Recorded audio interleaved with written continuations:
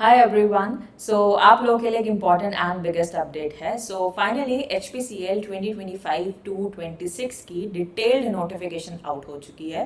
Recently हमने एक HPCL की तरफ से एक शॉर्ट नोटिफिकेशन देखने को मिली थी कि आपका रिक्रूटमेंट प्रोसेस होने वाला है एंड आपकी जो फॉर्म फिलिंग है वो इस डेट से इस डेट को स्टार्ट हो जाएगी, but complete vacancy details mention नहीं थी। सो फाइनली आपको डिटेल नोटिफिकेशन देखने को मिल रही है जिसमें सारी डिटेल्स मेंशन है for junior executive, for degree holders, for experience professional, सब कुछ मेंशन है। ठीक है, क्या एज लिमिट होगी एंड क्या आपके पास डिग्री होनी चाहिए, क्या क्या क्वालिफिकेशन होनी चाहिए, क्या पे स्केल है, कितना बॉन्ड है, क्या एग्जाम पैटर्न होगा, सब कुछ मेंशन किया गया। ठीक है, सो ये जो वीडियो मैं बना रही हूँ वो बेसिकली सिविल इंजीनियरिंग पर्सपेक्टिव से बना रही हूँ। सो मैं सिविल इंजीनियरिंग की ही डिप्लोमा, फ्रेशर्स और एक्सपीरियंस प्रोफेशनल्स की बात करूंगी। ठीक है, ये पहले इसलिए बता रही हूँ ताकि आपका टाइम वेस्ट ना हो आगे वीडियो में देखने के लिए। ठीक है, सो बेसिकली HPCL क्या है? HPCL एक महारत्ना कंपनी है। ठीक है, स्टार्टिंग में इन्होंने बताया कि ये लोग कहाँ का काम करते हैं, क्या इनका रोल्स हैं, कहाँ पे इनके नेटवर्क्स हैं। ठीक है, ये सब इन्होंने मेंशन किया है, बट हम अपने काम की बात करते हैं। सो सबसे पहले जो इंपॉर्टेंट डेट्स, आपकी जो ऑनलाइन एप्लीकेशन है वो 25 फरवरी से स्टार्ट होगी एंड जो लास्ट डेट होगी दैट इज 25 मार्च। ठीक है, जो फॉर्म फिलिंग होगी वो ऑनलाइन मोड में ही होगी। ठीक है, कोई और मोड एक्सेप्टेबल नहीं है, आपको जो फॉर्म फिलिंग करनी है वो ऑनलाइन मोड में करनी है। ठीक है, सबसे पहले हम बात करते हैं जूनियर एग्जीक्यूटिव सिविल की, जिसमें आपको पे स्केल मेंशन किया गया है एंड ऑल्सो वैकेंसीज मेंशन की है 19। तो 19 वैकेंसी है आपके जूनियर एग्जीक्यूटिव सिविल में। इसके लिए कौन एलिजिबल है? इसके लिए जो एसेंशियल क्वालिफिकेशन है दैट इज आपके पास 3 साल का फुल टाइम रेगुलर डिप्लोमा होना चाहिए सिविल इंजीनियरिंग ब्रांच में एंड आपको कोई भी एक्सपीरियंस की रिक्वायरमेंट नहीं है। सो इसके लिए फ्रेशर्स अलाउड है। किसके लिए? Junior executive civil. 19 वैकेंसी है एंड एज लिमिट 25 साल। 25 साल आपकी एज लिमिट है। 3 साल का फुल टाइम डिप्लोमा आपने किया अगर है तो आप इसके लिए एलिजिबल हैं। ठीक है, नेक्स्ट हम बात करते हैं for degree holders. For degree holders आपका पे स्केल मेंशन है एंड वैकेंसी जो है दैट इज 17। तो 17 वैकेंसी है।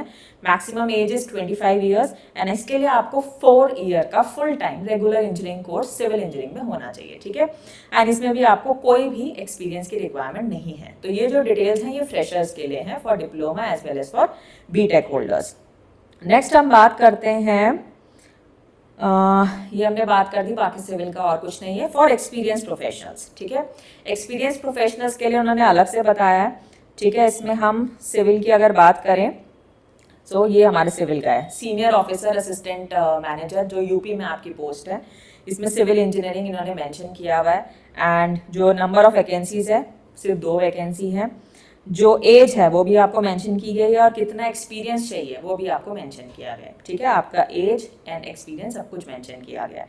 सिमिलरली आप जैसे जैसे नीचे स्क्रॉल करेंगे आपको डिफरेंट डिफरेंट सिविल इंजीनियरिंग के कोरस्पॉन्डिंग सेफ्टी में तमिलनाडु में कितना एक्सपीरियंस है, कितनी वैकेंसी है, वो सब कुछ मेंशन है। तो सब मैंने इसमें हाईलाइट कर दी है। ये PDF मैं अपने टेलीग्राम पे अपलोड कर दूंगी, आप वहाँ से आराम से चेक कर सकते हैं। ठीक है, फॉर गोवा एंड जो भी मतलब आपकी वैकेंसीज हैं सिविल के कोरस्पॉन्डिंग वो सब मैंने हाईलाइट कर दी है। ठीक है, नेक्स्ट हम बात करते हैं, नेक्स्ट जो हमारा सिनेरियो इसमें आएगा दैट इज, बाय गॉड बहुत बड़ी नोटिफिकेशन है। ठीक है, for fix term contract professionals. ठीक है, बट इसमें सिविल इंजीनियरिंग की कोई भी पोस्ट नहीं है तो इसको हम डिस्कस नहीं करेंगे, तो इसको भी साइड कर देते हैं। नेक्स्ट इन्होंने जो डिस्कस किया that is maximum permissible age कितनी होगी for experience professionals, maximum age कितनी होगी। तो आप जिस भी पोस्ट के लिए एलिजिबल हैं उसके कॉरस्पॉन्डिंग आपको पे स्केल दिया है एंड नंबर ऑफ कितने कंप्लीटेड ईयर्स होने चाहिए, कितने साल का आपके पास रिलेवेंट एक्सपीरियंस होना चाहिए वो भी मेंशन किया गया है एंड ऑल्सो आपकी मैक्सिमम एज कितनी होनी चाहिए वो भी मेंशन किया गया है। ठीक है, सो एज पे भी आपका लिमिट लगाई है, एक्सपीरियंस पे भी लिमिट लगाई है। ठीक है, तो ये सब आपको, आप जिस भी कॉरस्पॉन्डिंग सेक्शन में लाई कर रहे हैं आपको उसकी कॉरस्पॉन्डिंग चेक करना होगा। ठीक है, नेक्स्ट हम बात करेंगे for fix term contract professionals. इसकी हम बात नहीं करेंगे क्योंकि इसमें सिविल की वैकेंसी नहीं है। एलिजिबल डिग्रीज मेंशन है। हम अपने सिविल की बात करें तो आप सिविल में environment, infrastructure, planning, pollution control, इन सब में किसी से भी अगर आपने ड्यूअल डिग्री भी प्रोग्राम भी किया है, इंटीग्रेटेड कोर्स भी किया है, तब भी आप एलिजिबल होंगे। ठीक है, ओके डन। नेक्स्ट हम बात करेंगे फॉर डिप्लोमा। डिप्लोमा में अगर आपने डिप्लोमा सिविल से किया है या सिविल इंजीनियरिंग स्पेशलाइजेशन था उसमें भी आप एलिजिबल होंगे। मिनिमम मार्क्स मेंशन किया है कि कितना क्वालिफाइंग डिग्री आप और डिप्लोमा में आपकी परसेंटेज होनी चाहिए वो भी मेंशन किया गया है, ठीक है। अगर आपने सैंडविच डिप्लोमा कोर्स किया है तब भी आप एलिजिबल हैं। आप लेटरल एंट्री अगर आपने की है डिप्लोमा से लेटरल एंट्री सेकेंड ईयर में जिसमें डायरेक्ट एडमिशन लेते हैं तब भी आप एलिजिबल हैं, ठीक है। उसके बाद जॉब प्रोफाइल मेंशन की गई है कि आपका क्या रोल्स एंड रिस्पॉन्सिबिलिटीज होने वाले हैं for civil, for diploma holders as well as for freshers, ये भी आप चेक कर सकते हैं। ओके सो हम अगर most important short listing and selection process की बात करें तो इसमें डिफरेंट डिफरेंट आपको टेस्ट मेंशन किए गए हैं। ये जो टेस्ट हैं वो डिपेंड करेगा आप कौन सी पोजीशन के लिए अप्लाई कर रहे हैं। जैसे आपका सीबीटी टेस्ट भी है, रिटन भी है, typing, group task, psychometric assessment, skill test, ठीक है। बाकी टेक्निकल इंटरव्यू, मेडिकल टेस्ट होगा। तो ये सब डिपेंड करेगा आप कौन सी पोस्ट के लिए अप्लाई कर रहे हैं, ठीक है। जो आपका सीबीटी टेस्ट होगा, अगर मैं सिविल की बात करूं, आपका सीबीटी टेस्ट होने वाला है जिसमें ऑब्जेक्टिव क्वेश्चंस होंगे, ठीक है। एंड ऑब्जेक्टिव क्वेश्चंस में आपको दो पार्ट्स देखने को मिलेंगे। पहला इज आपका जनरल एप्टीट्यूड जिसमें आपका इंग्लिश भी होगा, एप्टीट्यूड भी टेस्ट किया जाएगा, रीजनिंग भी टेस्ट की जाएगी, ठीक है। नेक्स्ट होगा आपका टेक्निकल पार्ट जिसमें आपका जो भी डोमेन है that is your civil engineering, उसके कोरस्पॉन्डिंग आपको टेस्ट किया जाएगा। जो सीबीटी होगा वो टेंटेटिवली अभी जो डेट निकाली है उन्होंने 3 मई 2026 निकाली है, ठीक है। बट ये चेंज हो सकती है, ऐसा उनको राइट है, ठीक है जी, ओके। बाकी और क्या मेंशन किया गया, बाकी ये सब different different details corresponding mention की है। नेक्स्ट आपको बेस्ड ऑन डिफरेंट डिफरेंट पे स्केल आपको अप्रॉक्स सीटीसी भी मेंशन किया गया है। आप जो भी पे स्केल बैंड में लाए करते हैं उससे कोरस्पॉन्डिंग सीटीसी कितना होगा वो भी मेंशन किया गया है, ठीक है।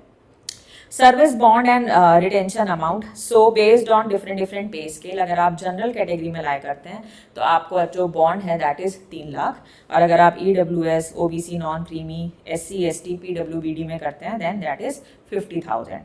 पूरा मेंशन किया गया है कि कैसे ये अमाउंट डिडक्ट होगा पर मंथ, ठीक है। अगर आपका ये पे बैंड है तो 5,000 पर महीना आपका डिडक्ट होगा। अगर आप इस पे बैंड में है तो 8,000 पर मंथ डिडक्ट होगा। एंड ये आपका रिलीज कर दिया जाएगा, जो भी आपका रिटेंशन अमाउंट डिडक्ट हो रहा है ये आपका रिलीज कर दिया जाएगा 3 साल बाद, बट विदाउट इंटरेस्ट, तो आपको इंटरेस्ट नहीं मिलेगा, ठीक है जी। एंड अगर आप रिजाइन कर देते हैं बॉन्ड पीरियड को सर्व करने से पहले तो आपको प्रॉपर बॉन्ड अमाउंट का सेटलमेंट करना पड़ेगा। नेक्स्ट आपका मेडिकल एग्जाम होगा, ये भी अपन समझ गए, ठीक है।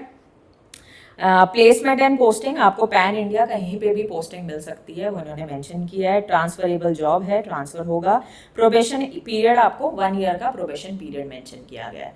Then based on different different reservation and आपको रिलैक्सेशन दिया गया है, ठीक है, एज में, तो वो भी आप देख सकते हैं, ठीक है। ये टोटल कैटेगरी वाइज डिस्ट्रीब्यूशन दिया है डिफरेंट डिफरेंट पे स्केल की corresponding SC ST OBC EWS and unreserved category के लिए, ठीक है। नेक्स्ट हम बात करेंगे और क्या मेंशन है, ये बेसिकली सारी कैटेगरीज के थ्रू क्या क्या वैलिडेशंस हैं वो सब मेंशन की गई हैं, आपको वो चेक करना पड़ेगा। जो भी आप कैटेगरी में लाए कर रहे हो तो वो जो भी रिक्वायरमेंट है वो सब मेंशन की गई है, ठीक है। उसके बाद एप्लीकेशन प्रोसेस हम समझ गए, 25 फरवरी से स्टार्ट है, 25 मार्च तक होगा। ऑनलाइन आप अप्लाई कर सकते हैं, किसी और मोड में अप्लाई नहीं कर सकते। कोई भी इंफॉर्मेशन गलत नहीं होनी चाहिए क्योंकि बाद में कुछ भी चेंज नहीं होगा। जो भी आप ईमेल आईडी और फ़ोन नंबर मेंशन कर रहे हैं वो एटलीस्ट 1 साल तक वैलिड होना चाहिए, ठीक है। कोई भी फेक आईडी है ये सब आप सूडो आईडी है ये सब ना बनाएं, ठीक है। फोटोग्राफ और सिग्नेचर का ध्यान रखें जब भी आप उसको अपलोड करेंगे, ठीक है, क्योंकि वही आपका एडमिट कार्ड में होगा एंड वही आगे वेरिफिकेशन में भी काम आएगा जब आप सिलेक्शन प्रोसेस में जाओगे, ठीक है। तो कुछ भी गलत डेटा आपको फिल नहीं करना, अच्छे से क्लियर हो ये सब आपको इंश्योर करना है, ठीक है। एंड अपलोडिंग के बाद कोई भी चेंजेस को वो एंटरटेन नहीं करेंगे, ठीक है, समझ गए जी। और next is application fees, her applicant के लिए एप्लीकेशन फीस है।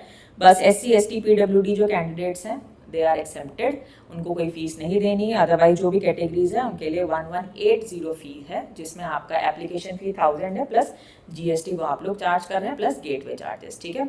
ऑन मोड भी दिए हैं, ठीक है। कंप्लीट स्टेटस आपका पेमेंट स्टेटस शो होना चाहिए, ओके। एंड अगर हम जनरल इंस्ट्रक्शंस की बात करें तो आपकी नेशनैलिटी इंडियन होनी चाहिए, तभी आप एलिजिबल हैं। एंड ऑल्सो जितनी भी एज की, रेलेवेंट एक्सपीरियंस की, जो भी क्वालिफिकेशन जो भी आपका रिक्वायर्ड है, उन सबको जो आपका कंसिडर किया जाएगा दैट इज़ 25 मार्च 2026 से कोरस्पॉन्डिंग उसको कंसिडर किया जाएगा, ठीक है। And that's it. आपकी जो भी क्वालिफिकेशन है, जो भी आपके कोर्सेज हैं, वो AICTE approved UGC recognise university या डीम्ड यूनिवर्सिटी से होने चाहिए, ठीक है। एंड ऑल्सो अगर आप फाइनल ईयर में हैं तब भी आप फ्रेशर्स की पोजीशंस के लिए अप्लाई कर सकते हैं, ये भी यहाँ पे मेंशन किया गया है, ठीक है। And that's it I think. बाकी जो भी डिटेल में चीज़ें होंगी मैं आपको अलग से उसके लिए वीडियो बना दूंगी। अगर आपको कोई भी इसके रिगार्डिंग कोई भी डाउट या कोई भी हेल्प या इन्फॉर्मेशन चाहिए, आप कमेंट बॉक्स में मेंशन कर सकते हैं। बाकी ये जो डिटेल नोटिफिकेशन है मैं अपने टेलीग्राम पे अपडेट कर दूंगी। So that's it from my side. मिलते हैं नेक्स्ट वीडियो में। Till then bye bye and take care.